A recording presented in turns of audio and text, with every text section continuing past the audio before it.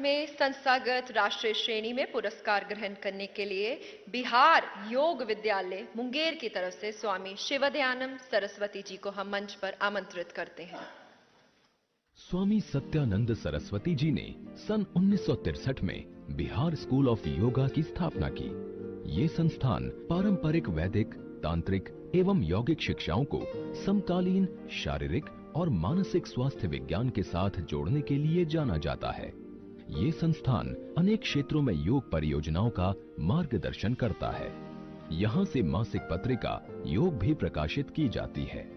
संस्थान द्वारा प्रकाशित 100 से अधिक प्रकाशनों को योग पाठ्यक्रम में शामिल किया गया है।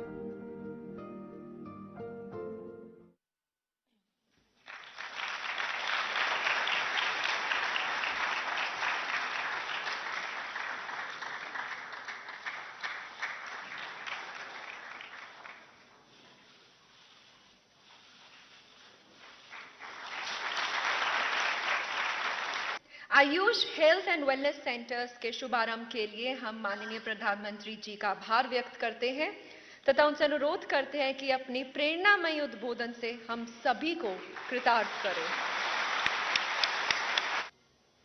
साथियों, योग तो आज पूरे विश्व में जीवन का अहम हिस्सा हो चुका है और मजा यह है कि कोई योग को क्वेश्चन नहीं करता है, सब कन्विंस है, हाँ ये सही रास्ता है।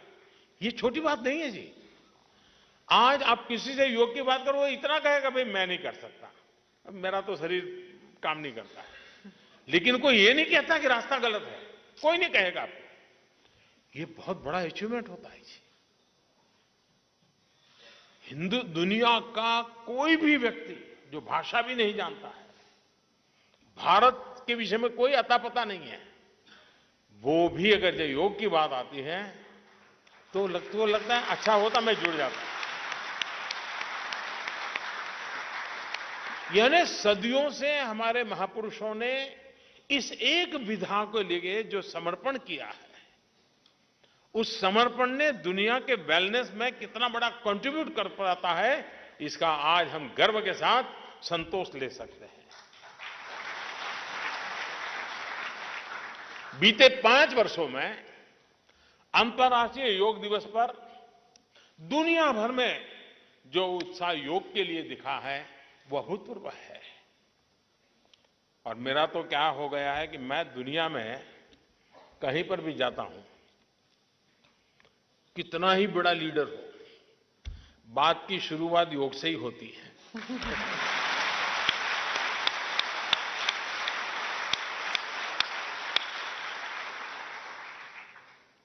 शायद ही कोई लीडर होगा जिसने मेरे साथ 5-10 मिनट योग के संबंध में बातचीत करने में न खपाई हो।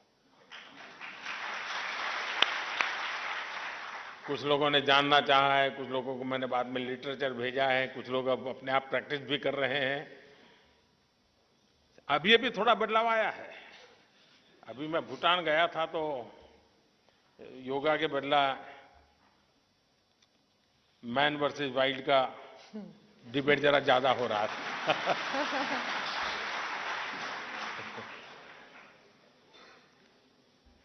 आज योग वेलनेस के साथ साथ दुनिया को भारत के साथ जोड़ने का भी बहुत बड़ा माध्यम बन रहा है। यानी योग की एक नई डेफिनेशन अब उभर करके आई है। योग शरीर, मन, बुद्धि, आत्मा को तो जोड़ता था, अब योग दुनिया को भी जोड़ता है।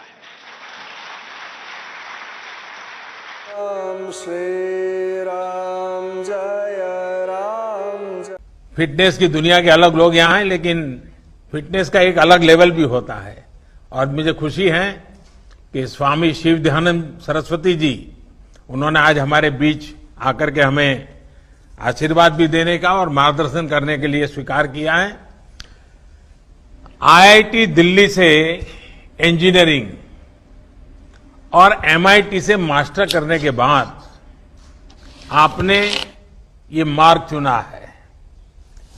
लोगों को जरूर आश्चर्य भी होता होगा, आदर का भाव भी आता होगा और मुझे पक्का विश्वास है कि आपके संबंध में लोगों की जिज्ञासा भी बढ़ती होगी। मैं आपसे जानना चाहूंगा कि इतना बिल्कुल ही अलग बैकग्राउंड और इस प्रकार का आज का ये समर्पित जीवन, मैं समझता हूं आपकी बात को नई पीढ़ी जरूर नए तरीके से स्वीकार करेगी और इसलिए जरूर हम सुनना चाहेंगे आपके अनुभव।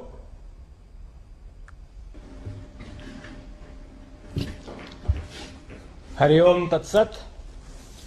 हरिओम तत्सत। बिहार योग विद्यालय और योग नगरी मुंगेर के नागरिकों की ओर से माननीय प्रधानमंत्री जी को और इस कार्यक्रम को देख रहे सभी लोगों को हमारा सादर नमस्कार, हार्दिक अभिनंदन। आपने जो प्रश्न किया माननीय प्रधानमंत्री जी, उसका उत्तर भी आप एक रूप से दे ही चुके हैं। सर्वजन हिताय और सर्वजन सुखाय का जो मंत्र आपने अपने जीवन का हम लोगों के सामने रखा है, वही एक प्रेरक, वही एक प्रोत्साहक का कार्य करता है और जीवन में समर्पण का एक क्षण लाता है। अपने बारे में कुछ ज्यादा कहना तो संकोचजनक होगा। मैं यहां केवल अपनी गुरु परंपरा के महान विभूतियों का उल्लेख करना चाहूंगा। उनके जीवन का उल्लेख करूंगा तो मेरे जीवन की बात भी अपने आप ही स्पष्ट हो जाएगी। हमारी गुरु परंपरा प्रारंभ होती है ऋषिकेश के स्वामी शिवानंद जी महाराज से। आप में से कई लोग जानते होंगे, वो मेडिकल डॉक्टर थे, उच्चतम डिग्रियां प्राप्त थी उनको, FRCS की उच्च डिग्री प्राप्त की थी उस जमाने में, और उस समय वो मलाया में काम करते थे और बहुत यश था, नाम था, धन था। लेकिन एक क्षण आया उनके जीवन में जब इस सर्वजन हिताय सर्वजन सुखाय की भावना से प्रेरित होकर मलाया से हिमालय आ गए, दिव्य जीवन संघ की स्थापना की। हमारे परम गुरु जो उनके शिष्य हुए स्वामी सत्यानंद सरस्वती जी, जिन्होंने बिहार योग विद्यालय की स्थापना की थी, वो अल्मोड़ा के रहने वाले थे, कुमाऊं के एक संपन्न जमींदार के पुत्र थे। सैकड़ों एकड़ जमीन थी। 19 बरस की आयु में सब छोड़ के अपने गुरु चरणों में आए और संन्यास्त होकर अपने गुरु आदेश का पालन करते हुए उन्होंने बिहार योग विद्यालय की स्थापना की। उनका गुरु आदेश यही था कि योग को नगर नगर डगर डगर फैलाना है, योग को प्रतिष्ठित करना है, और यही काम स्वामी सत्यानंद जी ने किया। और अंत में हम अपने गुरुदेव स्वामी निरंजनानंद जी की बात करना चाहेंगे। 4 वर्ष की आयु में वो अपने गुरु के पास रहने के लिए आ गए। 4 वर्ष की आयु, जिस समय बच्चे खिलौनों से खेल रहे होते हैं, उन्होंने सब कुछ छोड़ के अपना जीवन समर्पित किया अपने गुरु के काम के लिए, गुरु के मिशन के लिए। ऐसी महान हस्तियों के सामने तो हम किस खेत की मूली हैं। इतना ही कहेंगे कि उन्हीं की प्रेरणा, उन्हीं की शिक्षा को अपने सामने रखते हुए उनके पद चिन्हों पर चलने का एक छोटा सा प्रयास है। योग के माध्यम से जनमानस में हम जितना उत्थान ला सकें, जितनी एक सजगता ला सकें, जिससे लोग अपने जीवन को उत्तम, श्रेष्ठ, योगमय और सुंदर बना सकें, यही एक भाव है जो हमें प्रेरित करता है। स्वामी जी, आपने पुरातन शास्त्र परंपरा और आधुनिक विज्ञान, आप टेक्नोलॉजी से जुड़े इंसान हैं, बड़ा अद्भुत संयोग किया है। आपने आश्रम का एनवायरनमेंट और उसको एकदम से इंस्टीट्यूशनल लर्निंग, यानी एक अद्भुत कॉम्बिनेशन आपने आधुनिक भारत के लिए दिया है। मैं जरूर समझना चाहूंगा कि इतना बढ़िया कॉम्बिनेशन जो आने वाले दिनों में लोगों का ध्यान जरूर उस पर जाएगा, इसके पीछे की थोड़ी कल्पना मैं सुनना चाहूंगा। इसके पीछे की जो विचारधारा है, जो हमको प्रेरित करती है, वो हमारे सभ्यता और संस्कृति की प्राचीन गुरुकुल पद्धति है। गुरुकुल में छोटी उम्र से ही बच्चे आके रहते थे, वहीं गुरु के साथ रहते थे, तो पूरा एक आवासीय माहौल बनता था जिसमें न केवल बौद्धिक शिक्षा प्राप्त होती थी, मुख्य चीज थी कि वो अनुभवात्मक रहती थी। जो चीजें केवल सिद्धांत के तौर पर कही जाती थी, अब वो जीवन में उतरने का एक मौका मिलता था। तो हमारे आश्रम में भी यही एक शिक्षण की पद्धति है। हमारे आश्रम में जितने भी सत्र चलते हैं योग प्रशिक्षण के, वो पूर्णतः आवासीय होते हैं, क्योंकि हमारा मानना है कि योग मात्र एक अभ्यास नहीं है, वो एक जीवन शैली है, जीवन जीने की विधा है। और उसको केवल लेक्चर से या सिद्धांतों को सुनकर समझकर पूरी तरह आत्मसात कर पाना संभव नहीं, उसको जीना पड़ता है। और आश्रम वो एक माहौल, एक वातावरण उपलब्ध कराता है कि हम योग के इन सिद्धांतों को अपने जीवन में उतार सकें। तो वो जो अनुभवात्मक प्रशिक्षण है वो हमने खुद अपने जीवन में देखा है, और अपने जो जितने भी विद्यार्थी आते हैं, शुरू में भले ही उनको थोड़ा सा अजीब लगता हो, क्योंकि सब काम स्वयं करते हैं। आश्रम में कहीं कोई सेवक नौकर नहीं, एक स्वावलंबन की भावना आती है। हम देखते हैं लड़के लड़कियां आते हैं, कभी अपना कपड़ा साफ नहीं किया, कभी बर्तन साफ नहीं किए, आश्रम में आके हर चीज स्वयं करनी पड़ती है। शुरू में अजीब लगता है, लेकिन जिस समय वो जाते हैं, कह के जाते हैं कि इस अनुभव ने हमारे जीवन में एक बहुत बड़ा सकारात्मक परिवर्तन लाया है। तो ये हमारे प्रशिक्षण की विशेषता है। स्वामी जी, जो बात सबसे इंटरेस्टिंग लगती है वो है आज के समय के हिसाब से योग को ढालना। जिस तरह से समय बदला है, लोगों की लाइफस्टाइल बदली है, आपने योग को उन जीवन शैली के साथ बहुत बहुत कुशलता से उसको फिट किया है। यानी जो आजकल के जो कॉमन प्रॉब्लम है, वो लोग कहते हैं टाइम नहीं है, दिखना नहीं, फलाना है, नहीं है, लेकिन उसमें भी आपने कुछ न कुछ रास्ता खोजा है। अगर वो भी थोड़ा देशवासियों को आप गाइड करेंगे। बहुत अच्छा प्रश्न किया है आपने माननीय प्रधानमंत्री जी, क्योंकि जब योग सीखने और करने की बात आती है, लोगों की यही प्राय शिकायत रहती है, समय नहीं है। आसन प्राणायाम करने हैं, हमको 1 घंटे का समय लगेगा, इतना समय हम अपनी व्यस्त दिनचर्या में से नहीं निकाल सकते। इसी को मद्देनजर रखते हुए हमारे गुरु स्वामी निरंजनानंद जी ने एक योग कैप्सूल का सिद्धांत प्रतिपादित किया है। योग के छोटे छोटे अंग, जिनको आप अपने जीवन दैनिक जीवन के अलग अलग समय पर अपने जीवन में शामिल करके योग का अधिकतम लाभ ले सकते हैं, जिसे कहा जाए कि maximum bang for the minimum buck. अधिकतम लाभ न्यूनतम समय और न्यूनतम उसमें समय देकर। और ये जो कैप्सूल हैं, संक्षेप में कहें तो ये 5 कैप्सूल हैं। इसे पंचमुखी कैप्सूल साधना समझ लीजिए। इसका पहला कंपोनेंट है मंत्र, दूसरा आसन, तीसरा प्राणायाम, चौथा शिथिलीकरण या रिलैक्सेशन, 5वां ध्यान। क्योंकि ये हम लोगों का मानना है कि फिटनेस केवल शारीरिक नहीं है, वो एक उसका आवश्यक अंग है, लेकिन योग में हम फिटनेस को एक समग्र रूप से देखते हैं। हम केवल शरीर नहीं, हम भावनाएं हैं, बुद्धि है, हमारे विचार हैं, व्यवहार है, आचरण है, आदतें हैं, सजगता है, समझ है, इन सबको विकसित कर पाना, इन सबको संतुलित और इनके बीच सामंजस्य लाना, इनको एक सुंदर रूप देना, ये योग का लक्ष्य है। तो यदि इसको इस तरीके से किया जाए, मंत्रों की साधना का समय भी एक निर्धारित है। वो समय है कि सवेरे जगते ही, जिस समय आपने बिस्तर भी नहीं त्यागा हो, क्योंकि उस समय आपका अवचेतन मन सक्रिय है, सबकॉन्शियस माइंड। उस समय किया गया मंत्र आपके व्यक्तित्व के गहन आयाम में पहुंचता है और आपकी दिन भर की गतिविधियों को सकारात्मक रूप से प्रभावित करता है। कई लोग धर्मों को मंत्र को धर्मों से जोड़ देते हैं। ये हम समझते हैं मंत्र के गहन और प्राचीन विज्ञान के साथ बहुत बड़ा अन्याय है। मंत्र तो ध्वनि का विज्ञान है, धर्म तो बहुत बाद में आए।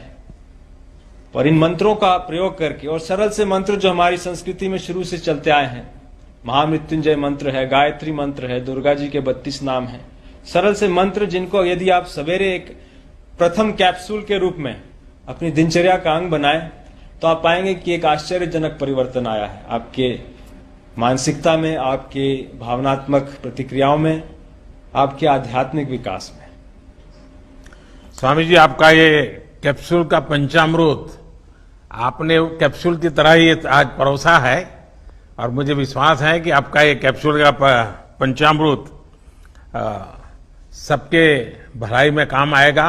लेकिन आपने समय दिया, आशीर्वाद दिए, मैं आपका आभारी हूं। जी, मुंगेर के और संसार के लोगों के लिए मैंने एक चैनल का आरंभ किया है जिसमें योगा से जुड़े हर क्रियाकलाप को दिखाया जाएगा। और हम चाहते हैं स्वामी जी ये भारत की संस्कृति को आगे लाए और प्राचीन संस्कृति से पूरे विश्व को बताए कि हमारे यहाँ जो ऋषि मुनियों का दिया हुआ जो भी प्रसाद के तौर पर आसन प्राणायाम है, और मुंगेर ये विश्व को योगा के मामले में एक मार्गदर्शन दे रहा है। हम अपने चैनल YouTube के लिए, योगा संस्कृति के लिए आपसे थोड़ा आशीर्वाद चाहेंगे। योग संस्कृति YouTube का चैनल का शुभारंभ चातुर्मास के समय मुंगेर में MCN चैनल के द्वारा, मनीष कुमार के द्वारा किया गया है और यह एक बहुत ही सुंदर प्रयास है जनता को और विश्व को योग संस्कृति के बारे में बतलाना, योग संस्कृति की जानकारी देना। और योग संस्कृति नाम से YouTube में अब तक जितने भी कार्यक्रम प्रस्तुत किए गए हैं वो भारत की यौगिक परंपरा और आध्यात्मिक परंपरा को व्यवहारिक और वैज्ञानिक रूप से दर्शाते हैं। और निश्चित रूप से जो भी व्यक्ति इस योग संस्कृति चैनल को देखेगा और अपने आप को योग संस्कृति से, भारतीय संस्कृति से जोड़ेगा, वो इस कार्य को सार्थक मानेगा, क्योंकि यह एक अभूतपूर्व प्रयास है भारत की प्राचीन संस्कृति को समाज के सामने वैज्ञानिक और व्यवहारिक रूप से प्रस्तुत करना। और इसके लिए मनीष कुमार और MCN चैनल को बहुत बहुत बधाई, शुभकामना और साधुवाद। स्वामी जी, समय के अभाव में हमने आपका समय लिया और हम चाहेंगे कि विश्व जनमानस के लिए फिर हम आपसे मिलेंगे अपने विश्व के तमाम लोगों के प्रश्न के साथ, योगा के साथ। और हमें उम्मीद है कि आप इस चैनल के लिए ज़रूर समय देंगे ताकि वर्ल्ड के सभी लोग कम से कम इस योग का लाभ ले सके और सही योग करें, रहे निरोग। यही आशा के साथ हम आपसे वचन चाहते हैं कि हमारे चैनल को फिर आप समय देंगे और सारे विश्व के जनता को इससे लाभ मिलेगा। निश्चित रूप से, क्योंकि हम सब की यही इच्छा है कि अपने संस्कृति के जो सकारात्मक और रचनात्मक पद्धतियां हैं जिससे विश्व की जनता का उत्थान हो और कल्याण हो, उसको प्रस्तुत करना। और आपके इस कार्यक्रम में संस्था का और हमारा सहयोग निश्चित रहेगा। धन्यवाद स्वामी जी। हरिओम। हरिओम। मैंने अभी आपसे मिलाया ये स्वामी नरेंद्रानंद सरस्वती जो पद्म विभूषित, आभूषित हैं, अलंकृत हैं। और हम आपको हर बार नई जो भी गतिविधियां हैं योग के मामले में, ये रिसर्च सेंटर है और आपको पता होना चाहिए कि वर्ल्ड का पहला रिसर्च सेंटर यही है। और आसन प्राणायाम के मामलों में ये बहुत आगे है और यहाँ अन्य तरह के बहुत सारे पहलुओं पर जांच करके ही आसन सिखाया जाता है। अगर आपको पहले इसे वीडियो चाहिए तो करिए सब्सक्राइब। आप सब्सक्राइब लाल बटन से दाब के कर सकते हैं ताकि आपको वो वीडियो हमेशा सबसे पहले आपको मिलता रहे। इसी के साथ हरिओम तत्सत। राम श्री राम जय राम जय जय राम। भव सागर तारण